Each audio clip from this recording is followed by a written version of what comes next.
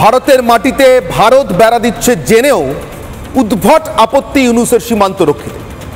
আর কোনো সংশয় নেই ইউনূস কি চায় আর কেন চায়। এ রাজ্যের সাধারণ মানুষ বুঝিয়ে দিচ্ছেন প্রত্যেক দিন ইউনূসের এই সীমান্ত শয়তানির জবাব দিতে বিএসএফ এর সঙ্গে তারাও তৈরি, কাঁধে কাঁধ মিলিয়ে দরকারে এক কদম এগিয়ে।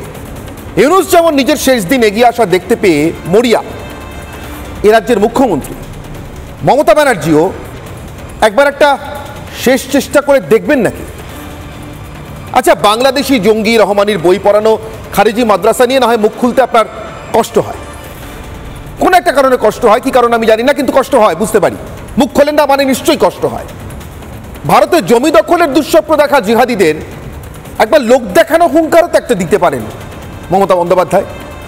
না হলে রাজ্যের মানুষ, দেশের মানুষ কি ভাববেন? আপনি বলেন আপনি বাঘ, আপনি ঘুরে বেড়ান যেখানে সেখানে, কোথাও যেতে আপনার আটকায় না, সব জায়গায় খবর আপনার কাছে 1 মিনিটে পৌঁছয়। মালদায় দলের নেতা খুন হলে আপনি 1 মিনিটে জেনে যান বিএসএফ জেহাদি ঢুকিয়েছে।